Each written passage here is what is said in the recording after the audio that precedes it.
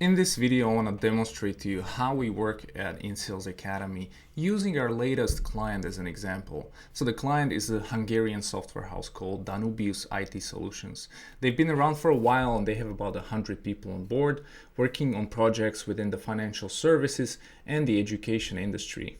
So we'll show you how we work with Danubius from the moment of generating a lead up to a closing of a deal. And I just want to share this so that you can actually understand the process in more detail and how it applies to software houses specifically, because there are some nuances in the outbound lead gen. So the first thing really to do is to do a deep dive in a portfolio, which we did with Danubius actually on site. And we've identified several ideas and niches that could potentially be a good target for them. In a given month, we have several ideas. Could be up to 5 or 6. It's a mix of in-person events and possible video call meetings, city visits, anything like that. But basically they are in specific verticals. Now, one of those verticals was book publishers. And the reason for that is because they had a really great reference in the book publishing space. So as you probably know, the next step is to really craft a compelling value proposition. This is where a lot of companies struggle. So for them, you can see on the screen, this was a pitch that we've developed, and it's quite simple. We're just saying, hey, I've noticed you have a background in educational publishing, which reminded me of our journey with X, the client they worked with, so I decided to reach out.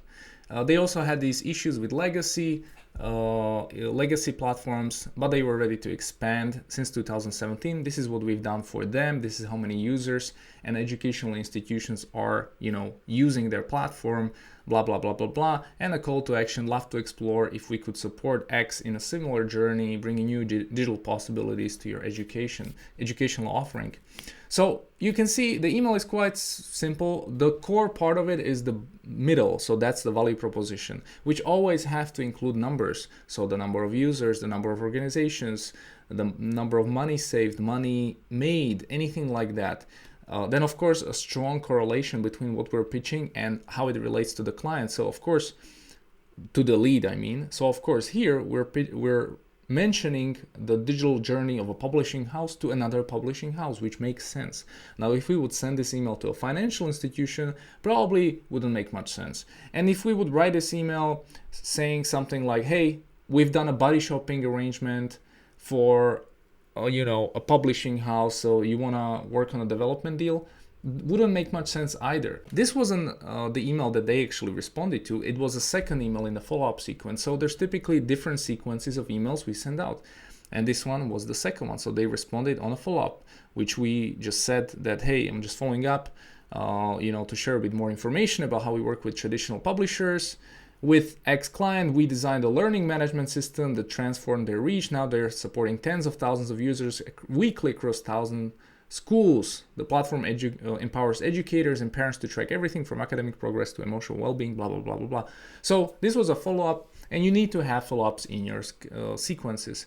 Now, you need to also figure out a way that it's not annoying, which is a tricky part. There should be a spread between each follow-ups. Usually 4 or 5 days is what we aim for. So the person who responded to this, I want to share that with you, is actually the CEO. And the person just said, as X, we have developed our own educational platform, but I saw on your website you also do outsourcing, so I'll forward your email to our IT department, they'll contact you.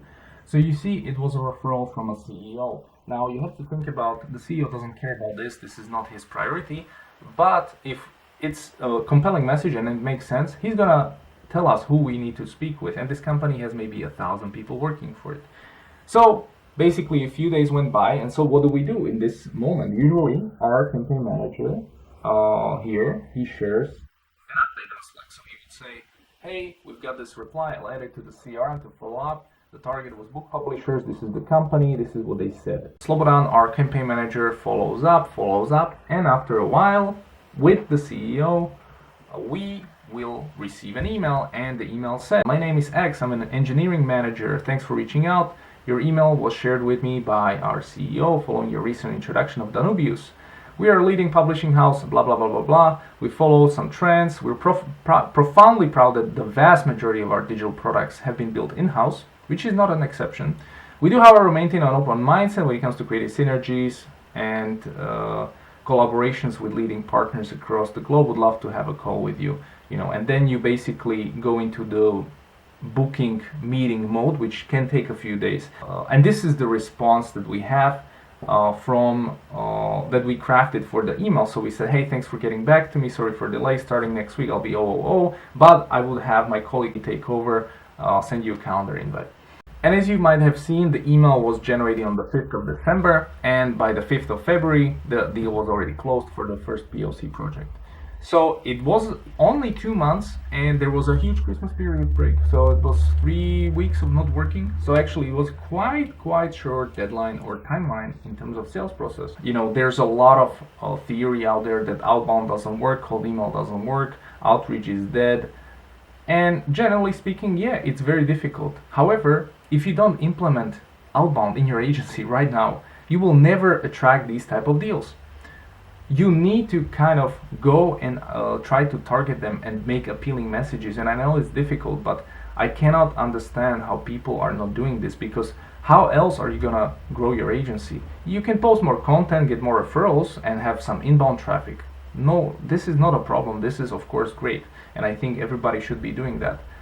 But you also need an essential outbound engine working for your agency. Let's say in a quarter you can add one deal. So in a year you get 4 new deals from outbound. Crazy, because a lot of software houses are not really using outbound, and if they use it wrongly, or they hire some cheap agencies to do it for them. And it's really tricky. Like, there's a lot of things that can go wrong here, but I just wanted to share this so that you can see this is reality and it does work, even in today's market when people are saying, outsourcing is dead and like we can't sell it through an email and all that stuff. Look what I've just demonstrated. This is possible. This is not unreal. You just have to really know what you're doing. So if you need some advice, hit me up. You can let me know in the comment section below. What questions do you have? Or perhaps let me know on LinkedIn. Either way works for me. So thanks, and yeah, let's stay in touch. See you later.